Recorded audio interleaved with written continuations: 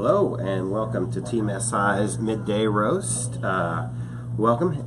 Today I have with me Lauren Faribault, our Director of Healthcare Strategies. My name is Pittman Ware. I am your host today, and so today we're going to have an episode all about spring cleaning, but not for your house, not for your nasty car, not even for your office, your desk. We're going to be spring cleaning your social media profiles as well as your website. Yep. And performing, just that regular kind of tidying up, making sure that everything is still relevant, that we're taking advantage of the latest features on different social platforms and whatnot, and just making sure that we're in good shape because the year is now we're through quarter one. Yeah, it's kind of crazy. Yeah, we're into quarter two, and we need to make sure that we're really got a good game plan for 2018. Yeah. So before we get any further, I would remind everyone to, if you're watching this, to go ahead and share this video with your friends and family and anybody that follows you on social media. I'm going to do that right now. All right, I'm going to share in my news feed. There we go, posted. Awesome. All right, and if you have any questions while we're doing this episode, or if after it's no longer live and it's just recorded on our Facebook feed, feel free to comment with any questions you have, and we will either answer them live on air, or we'll get back to you in the comment section after this wraps up. So, spring cleaning. Yeah. So, I think this is a great topic, and I think really appropriate metaphor for kind of the digital presence that you have there, both on social media and then on your own website. With social media, a lot of times, you'll be checking in. I thought we've had this happen recently with some clients that we work on together, where, this is a new feature. Yeah. We got to take advantage of. Exactly. Which, on different, especially on the social media platforms, that's going to happen. It changes all the time, so. First with Facebook. Yeah. And, so one, see if there's some new features on there or some new sections. Right. What was the one that we recently encountered? Facebook has a story that's kind of a featured part of your About section on your page. So it's kind of, it's not necessarily about as in like the information, but the stories, Yeah. And then the first thing, you want to look at is, let's look at our profile and our cover pictures, because that stuff ages. Exactly. If it's been a while since you've refreshed your profile picture or even your cover photo, I definitely recommend taking a look at that. It's really good to change your cover photo out even like seasonally. I mean, make it something fun for spring or change it up for summer, use that seasonality to your benefit to kind of change it and spruce it up a little bit. Give people a reason to kind of come see your Facebook page. Yeah, I think it's also because it's kind of got that widescreen format. It's also, if you want to throw in like a picture from the office, that's a really great example of the culture that you share as a company. That's a really great place for that, because it's such a big wide image. And if you've got like a special event or something going on, that's also a good real estate for you to advertise for that. So, or a sale, or a special promotion at a restaurant, or new menu items. Right. I mean, you should use your real estate that Facebook provides you as much as you can. Yeah, you should really be using, as far as your cover photo, you should be changing that, quite a bit, at least monthly. But if you haven't done it in a while and you're looking through because you're doing some spring cleaning, it's a perfect opportunity. That's a great place to start. I'll also say that one of the things that you can kind of do is we'll get into a content audit for website, but also kind of look at the content, do a content audit on Facebook and see what you've posted, what posts are still hanging around on your feed, because there may have been like an idea or a joke you had that sounded really good, that now it feels a little dated, or is a little bit maybe that wasn't so smart, or maybe there's just some posts that don't really reflect our brand anymore. Right, and it's important to keep checking your notifications on your Facebook page insights, and if you're still getting engagement on some posts that are a couple months old, look at that type of content that you posted and make sure that you've got that included in your content calendar going forward. Yeah, definitely. And in getting ready for this episode, I was doing some research, and one of the sites I was reading about kind of said, hey, right now let's steer away from, if you're not an overtly political or religious organization, and if that doesn't really fit in with your targeting and your audience, let's steer away from that. Even if it's just a kind of what seem like, I think, harmless comments. Right. Because you still have this chance to really alienate some customers who just might not feel the same way you do. Right. It's always important to stay on brand, even if something major is happening in the news and you feel like you need to chime in. It's really important to always make sure that you're being representative of your brand and true to that first and foremost. Yeah. Because I think, what may seem like, oh, you need, kind of innocuous comments on something, or oh, it's funny that, this politician did this, or this is, a religious holiday that we're all getting around. It can be a little touchy-feely. Yeah, exactly. And you never want to alienate new customers. Exactly. So let's kick over to Twitter Okay. a little bit. I think, again, just like Facebook with, your cover and your profile image, you want to look at your the creative assets you've got there within your profile on Twitter. And also, and this goes with Facebook as well, but the About section that you have on all of these profiles, really, you want to make sure that that's staying updated. If you won an award in 2017, maybe you want to bump that down to the bottom because we're well into 2018 now, so you might not want to feature that as prominently as you did before. Absolutely. And so think about updating business hours and all of that good stuff. And if you are featuring that new place, that's a great place or a new item or a new service, and that's a great place to include that. Absolutely. And I think it's also, especially on Twitter, this is something that happens on Facebook too, but you get a lot of unsavory followers on Twitter that you might need to call. Like some of these folks are, are more nefarious and trying to sell something that's maybe illicit, while others are just, they're kind of spamming their own brand. They're thinking this idea of if I just follow a bunch of people, maybe they'll follow me back, they'll get my numbers up. There's some fake likes, which can be a problem. It's just, that association. So you can always go in.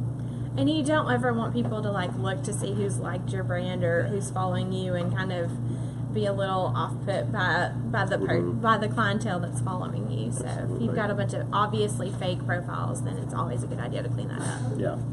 So LinkedIn, probably not as public facing as Twitter or Facebook, but for certain industries, especially a lot of B2B companies, it's going to be very important. Right.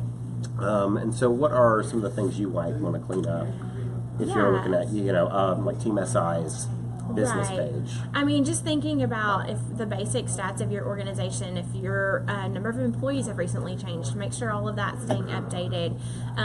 Making sure your business hours and all that, making sure your contact information's up to date, because LinkedIn is such a vital tool for recruiting new employees. So really making sure that they have that access to you, especially if you have a lot of job openings right now. Yeah, keywords are another thing to really focus on, because people do use LinkedIn as a search engine, especially for looking for jobs, looking for employees, looking for all different types of information. So looking at your things like your headline, your company description, whatnot, have a keyword focus on that. And if you've got a lot of photos on LinkedIn about your business, making sure those are up to date. So if you've got some employees that have left but they're still featured on that profile, maybe rotating the photos around a little bit so you're making sure that you're featuring employees that are still there. Yeah, another thing I think you should look at is the kind of recommendations and reviews you have on LinkedIn, and seeing how have we been doing? Have we been getting any? If not, maybe it's time. Spring is a good time to reach out to some of our most happy customers. Say, hey, could you just say why you do business with us? Why you love us? A project where we really came through for you. Definitely. Cool. So I think that kind of gets us through all this different social media areas. I mean, there's other things you can look at, like your Instagram, your Snapchat, your whatnot. But those are, I think, are your core. Yeah, definitely. And with Instagram, they don't give you a lot of real estate to kind of update things, but making sure the link is updated in your profile, because you can't link in posts, and that's one of the things that's hard about Instagram is it's not a big website traffic driver. But, if you do have that seasonal something going on, a contest, you might want to consider updating the link for whatever you have going on, where it doesn't maybe just always go to your home page. And there may be some photos or some art that you don't want to have in your profile anymore, just because either it's dated, it's old, and you can always add it back. Especially So with websites, so this is, I think, something that people always overlook until it's too late is like, hey, you know, you really need to be looking at your website pretty often to make sure it's still doing the same amount of work for you, that it's still generating leads, that it's still representative of your brand, your mission statement, that it's still usable, you know, and that things like links, like, you know, the widgets you had somebody build for you are still firing and updated. And I know there's a lot to check, so let's jump in the first thing, and let's talk about a content audit. Content, I mean, I'm a content person. I'm a writer by nature, but content's always king for me. So it's always important to go look at your website, look at even like your navigation points, kind of go through, make sure that your key service areas or key items that you're selling are represented. So if that's kind of changed what your hot item is, make sure that you have content on your website to cover that, or whatever that is. If you've got even gaping holes, then you make sure it needs to be updated. As far as your about section on about your company, make sure that that's reflective of your business still. You know, whether that's an address change or your business hours or a number of employees or location, whatever that might be, make sure that that's updated and it has all your current information. And I would say it's important when you go in and you get to where you start doing some updates, make sure that you're taking into account, you know, what's the tone? You know, is it passive? Is it aggressive? Is it, you know, very more friendly? serious, more friendly? Is it a little jokey? And then, of course, make sure that we're being consistent with our style and formatting. Let's make sure that we're still using the same font. That we're still, what is bolded is bolded. What is, you know, underlined or, you know, italicized, that we're using those appropriately and within the style of the website. Consistency is a big point, for sure. I think another thing, too, that's really important to take a look at and make sure if it's still operating in a logical and kind of reasonable way is the site navigation and the hierarchy and how all that's organized. So it's really important to kind of dig into your analytics, and if you see that people are consistently looking at one page, but that's kind of like 3 levels down, then you might want to consider kind of reorganizing that and bringing it to the top to be a main navigation point. Even moving it into reorganizing your sub-navigation.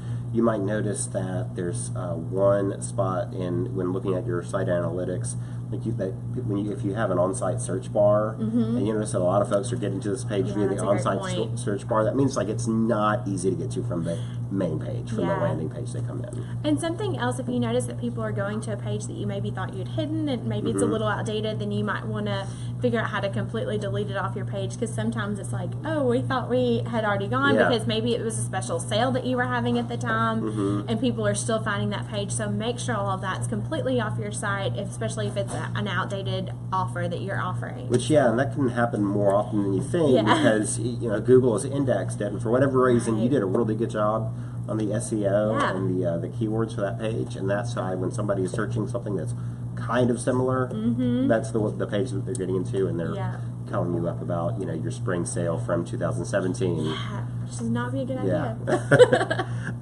You also want to test your links. This is, I think, another thing that people forget about, that you know, when it gets to the time for a redesign, this is always a problem they're having, and it's just because they've let those links atrophy a little bit. Tell me a little bit more about a link audit. So make sure, and I mean, there are tools online, tools that we have in-house that can kind of do a crawl of your website and check for those broken links, because you don't want anything to happen. Especially this happens a lot when you link to another site, because a lot of times they'll change those links. So it's important to kind of remember, maybe bookmark in your mind, or maybe have an ongoing note of where those links are. If your site's not too deep, if it's pretty simple, then maybe you can kind of keep track of that yourself. But if it's a deeper site, then there also are tools online that you can kind of help keep track of all that, because you can control internally when your internal links change, but externally it's a whole different ballgame. And internally, you know, these you know, changes might have happened for good reasons. You know, they might have been part of your SEO strategy. And you know, I know whenever we do this kind of SEO work, where we're kind of changing up the URLs and the links for an SEO purpose, we make sure to set a redirect, a 401 redirect. But that's not always the case, especially if you're trying to do it yourself, or you know, you're doing this internally. This is how those things happen, and those links atrophy. We want to take a look at the analytics, Yeah. obviously. We've talked a little bit about, the looking for things like how people are finding and using different pages. What are some other ways that kind of just a good deep dive into, our top level analytics will give us some insights on where we need to kind of clean up our site? Yeah, I think it's important to also do that kind of comparison year over year. So if you look at this time last year, if you had pages that were just kind of winning it with SEO, if people were really finding it organically and they're not so much this year, then try to figure out what changed. And it might have been just something like the time of the year that had to do with it, but sometimes it can be maybe you dropped 5 or 6 rankings down in Google and that's really affected it. So make sure that you're keeping that content updated and refreshed so Google can more easily boost your rankings. Absolutely. I would also say, important thing to point out is look at your bounce rates on each different page or your time on site. If you're seeing one page that has a really low bounce rate and a really high time on page, you're probably doing something really right with that page. So maybe that's something that you can then apply to some of the other pages within your site, especially if it revolves around product content, service line content, etc.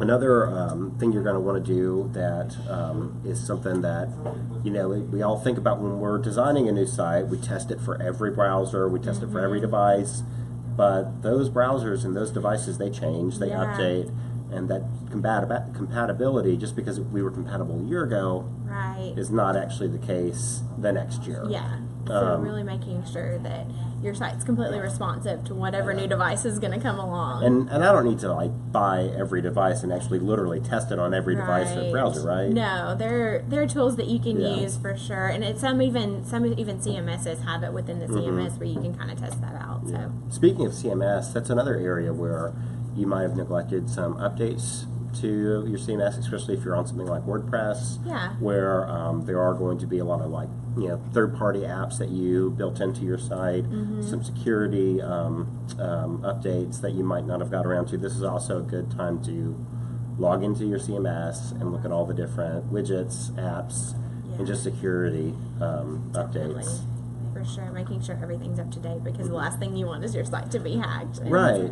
Yeah. Well, and there may be some really cool custom widget or app that you had built in your site, and the reason that it's not working right now is just because it didn't get updated and it's no longer being supported, or it's not connecting to whatever third party, and you might not have noticed it. Yeah. Or there might be a new widget out that might suit your needs better than what you have previously too. Yeah. So. Yeah.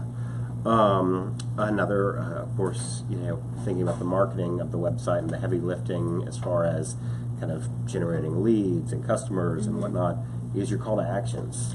Yeah, definitely. And I think a big push for us internally this year has been online forums. And so making sure that you can have an easily track conversions when your people are coming from digital marketing. Yeah. And online forums is a great way to do that, making sure the appropriate people are getting them, making sure that, if somebody has left, then the form's getting to the appropriate person now, and just maybe kind of sprucing that up a little bit. And if you see that your forms have dropped off, then maybe seeing what you can change about maybe some of the fields that you're requiring, or how that page looks on mobile too. Right. Yeah, because I was going to say that's another area where checking the compatibility with all the different browsers devices is going to help give you an idea. Like if my Shop Now button is being cut off right at the corner of the bottom screen of my phone, that's just gonna, if enough people don't see that, they're not going to shop now. They're not going to, fill out a form. They're not going to do whatever I need them to do because it's just not displaying correctly. Yeah.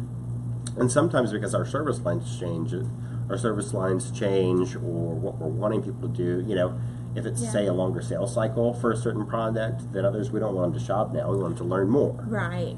It's going to be a different call to action, yeah. So just re-examining what exactly we want people to do with the content we're providing on the website, and what's the best call to action to get them to, to achieve that. Right, and you know your sales cycle better than anybody else as a business. So if it's going to be a 3-month or maybe a 2-week, that's going to be a really big difference, and a really big difference in your call to action. Yeah. What other kind of updates will we be kind of looking as far as? I know we've talked a little bit about a content audit, but thinking about maybe even the mission statement of a website, and because we are kind of straddling this. We're not quite it's not quite a rebranding, right? And we're just trying to keep it, kind of easy, and it's spring cleaning. It's not, You know, Yeah. it's a long weekend. It's Yeah. not, you know, a month-long project. Right. So I guess before we leave, what are some of the tips you would provide, you know, if somebody were to ask you, okay, what do I need to do? What, you know, how do I not get carried away? And how do I make sure that it's, you know, the spring cleaning session is thorough enough? Yeah, make sure, I mean, and we talked a little bit about this earlier, but just making sure everything's on brand. So if the culture in your organization's changed a little bit, you know, making sure that mission statement is still on par with what your culture currently is. Making sure, I think the simple things, you know, a lot of times it's just making sure that about section is correct, whether that's on your website or on social media, but just make sure it's reflective of your brand. Things that change constantly, even throughout the year, you know, making sure that's updated, like menus for restaurants. I know a lot of times those will kind of come out several times a year.